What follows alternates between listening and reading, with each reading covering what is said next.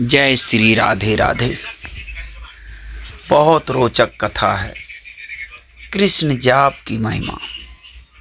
एक बार एक गांव में बहुत से महात्मा आकर यज्ञ कर रहे थे और वह वृक्षों के पत्तों पर चंदन से श्री कृष्ण का नाम लिखकर पूजा कर रहे थे। वह जगह गांव से बाहर थी। वहां एक आदमी अपनी बकरियों को रोज घास चराने जाता था। साधु हवन यज्ञ करके वहां से जा चुके थे, लेकिन वह पत्ते वहीं पड़े रह गए। तभी घास चरती बकरियों में से एक बकरी ने वो कृष्ण नाम रूपी पत्तों को खा लिया। जब आदमी सभी बकरियों को घर लेकर गया तो सभी बकरियां अपने बाड़े में जाकर मैं करने लगी, लेकिन वह बकरी जिसने कृष्ण नाम के पत्ते को अपने अंदर लिया था, वह मैं की जगह कृष्ण कृष्ण करने लगी, क्योंकि उसके अंदर कृष्ण वास करने लगे थे। उसका मैं यानी अहम तो अपने आप ही दूर हो चुका था। जब सब बकरियां उसको कृष्ण कृष्ण कहते सुनती हैं तो वह कहती हैं, यह क्या कह रही हो? अपनी भाषा छोड़कर यह क्या बोले जा रही है? मैं बोल। तो वह कहती है, कृष्ण नाम रूपी पत्ता मेरे अंदर चला गया है, मेरा तो मैं भी चला गया। सभी बकरियां उसको अपनी भाषा में बहुत कुछ समझाती, परंतु वह टस से मस ना हुई और कृष्ण कृष्ण रटती रही।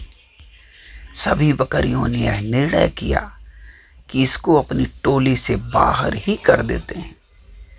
वह सब उसको सींग और धक्के मारकर बाड़े से बाहर निकाल देती हैं। सुबह जब मालिक आता है तो उसको बाड़े से बाहर देखता है तो उसको पकड़कर फिर अंदर कर देता है, परंतु बकरियां उसको फिर सींग मारकर बाहर कर देती हैं। मालिक को कुछ समझ नहीं आता, यह सब इसकी दुश्मनी क्यों हो गई। मालिक सोचता है कि जरूर इसको कोई बीमारी होगी, जो सब बकरियां इसको अपने पास भी आने नहीं दे रही। तो वह सोचता है कि यह ना हो कि एक बकरी के कारण सभी बीमार पड़ जाएं। वह रात को उस बकरी को जंगल में छोड़ देता है। सुबह जंगल में अकेली खड़ी बकरी को एक व्यक्ति जो कि चोर होता है देखता है, तो वह उस बकरी को लेकर जल्दी से भाग जाता है और दूर गांव जाकर उसे किसी एक किसान को बेच देता है। किसान जो कि बहुत ही भोला भाला और भला मानुष था, उसको कोई फर्क नहीं पड़ता कि बकरी मैं कर रही है या कृष्ण कृष्ण। वह बकरी सारा दिन कृष्ण कृष्ण जपती रहती। अब वह किसान उस बकरी का दूध बेचकर अपना गुजारा करता है। कृष्ण नाम के प्रभाव से बकरी बहुत ही ज्यादा और मीठा दूध देती है। दूर से लोग उसका दूध उस किसान से लेने आते हैं। किसान जो कि बहुत ही गरीब था, बकरी के आने और उसके दूध की बिक्री होने से उसके घर की दशा अब सुधरने लगी। एक दिन राजा के मंत्री और कुछ सैनिक उस गांव से होकर गुजर रहे थे। उसको बहुत भूख लगी। तभी उन्हें किसान का घर दिखाई दिया। किसान ने उनको बकरी का दूध पिलाया। इतना मीठा और अच्छा दूध पीकर मंत्री और सैनिक बहुत खुश हुए। उन्होंने किसान को कहा, कि हमने इससे पहले ऐसा दूध कभी नहीं पिया। किसान ने कहा, यह तो इस बकरी का दूध है जो सारा दिन कृष्ण कृष्ण करती रहती है। मंत्री उस बकरी को देखकर और कृष्ण नाम जपते देखकर हैरान हो गए। वो किसान का धन्यवाद करके वापस नगर में राजमहल चले गए। तभी उन दिनों राजमाता, जो कि काफी बीमार थी, बहुत उपचार के बाद भी वह ठीक ना हुई।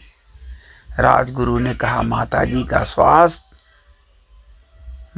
का स्वस्थ होना मुश्किल है, अब तो भगवान इनको बचा सकते हैं।